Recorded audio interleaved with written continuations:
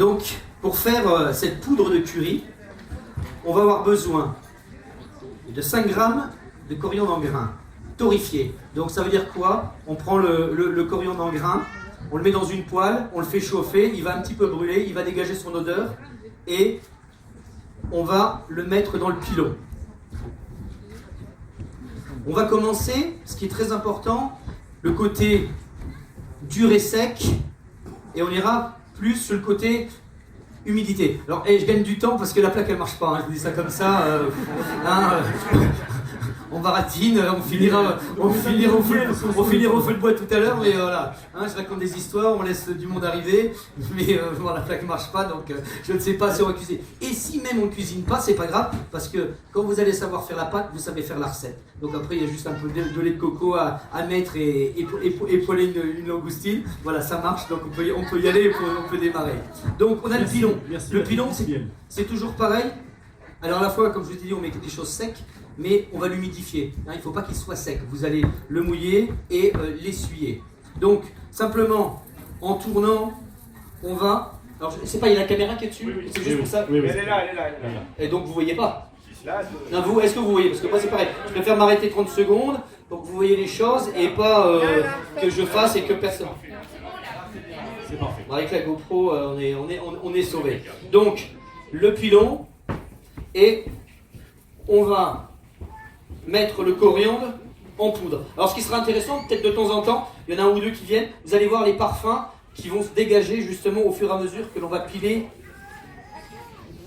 les produits.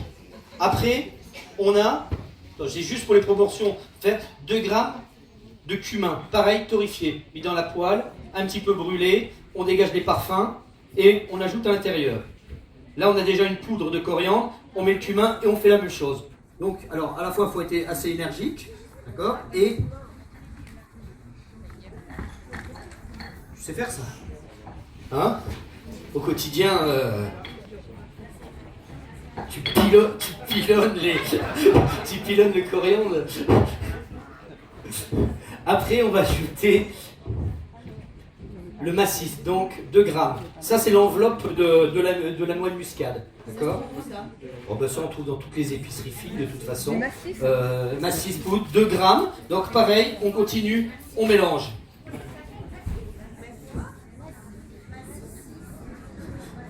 On fait un cours d'orthographe après? C'est quoi?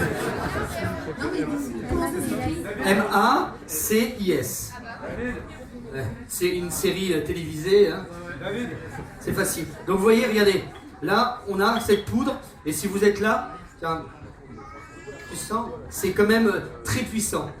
Là après on va ajouter curcuma en poudre, donc là il est déjà en poudre, curry en poudre. Oh là là! Donc curcuma 5 grammes.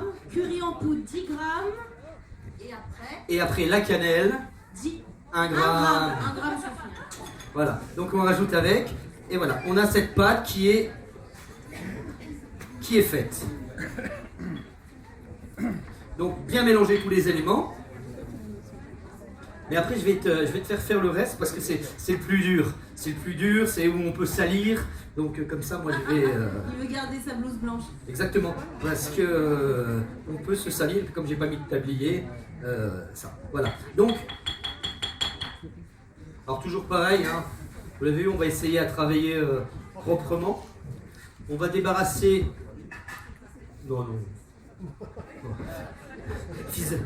On comme les gens que je vois, les cuisiniers sans tablier, à chaque fois je leur dis fils de patron, c'est ceux qui ne travaillent pas. Bon. J'ai assez travaillé depuis 30 ans. Donc voilà, la poudre de curry est faite. Après, on va commencer avec l'ail. Alors l'ail, on va le couper en deux, on va couper les gousses d'ail en deux, et on va enlever le germe des gousses d'ail. 4 gousses d'ail. 25 grammes. Voilà. Alors là, il n'y a pas de germe. Hein. Quand l'ail est frais, il n'y a pas de germe. Quand c'est du vieil ail, il y a les germes à l'intérieur, il faut les enlever. Après, on va prendre la citronnelle. La citronnelle, on en a 10 grammes. On va la couper très fine. Parce que c'est toujours pareil. on va piler, sauf qu'à un certain moment, les éléments, si on peut les avoir déjà un petit peu hachés, c'est beaucoup plus pratique. Hein. Donc l'ail, la même chose. Donc on commence, on écrase. Vous savez, on a répété 20 fois hein, pour être au point comme ça, pour être sûr de réussir.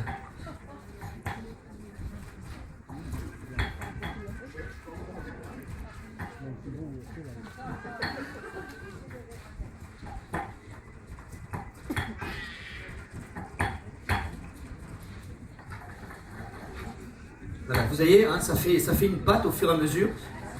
Donc, Et chef, la pâte, elle peut se garder s'il vous en reste un petit peu, ça se conserve combien de temps au frigidaire? une quinzaine de jours. De toute façon, ça c'est des produits bien sûr, parce que c'est des produits frais qui sont instantanés, mais à côté de ça, vous gardez ça au réfrigérateur, vous filmez ça bien, vous gardez ça une quinzaine de jours.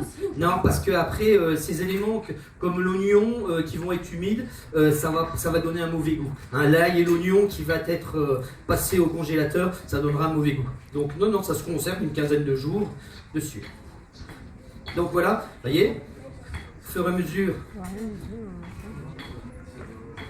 Mais ce qui est intéressant, c'est ça, et vous le verrez si vous vous amusez à faire cette recette-là, c'est le parfum que ça dégage à chaque fois. Ça, c'est hyper important, et vous allez voir, il faut vraiment écraser le produit. Quand il a dégagé son parfum, vous rajoutez quelque chose. Après, on va râper dedans la racine de galanga. C'est un petit peu comme le gingembre, vous voyez. Bon, pareil, quelque chose d'assez puissant et fort. Hein. C'est une recette quand même, hein. On va ajouter des piments. Donc le galanga, il y en a 25 grammes. Et ça aussi, ça se trouve facilement, le galanga? Aujourd'hui, oui, on trouve ça un petit peu plus dans les épiceries asiatiques. Hein. On va les trouver. Peut-être que... Les gars, ça va?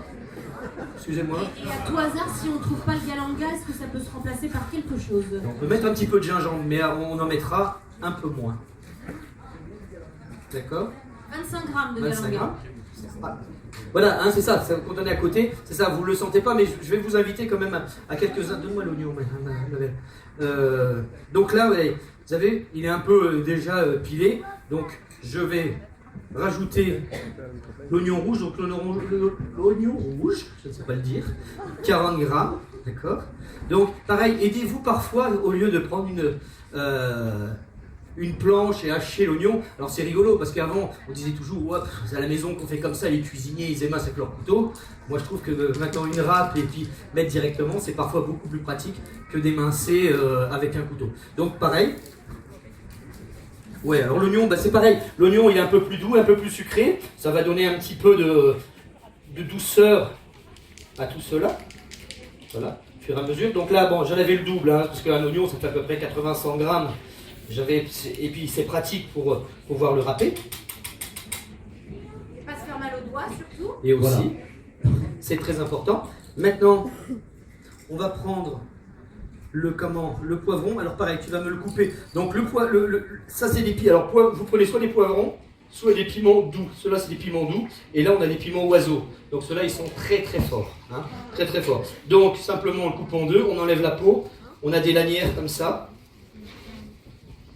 Et là, je vais les couper. Donc vous allez me les couper, les filles. Ou peut-être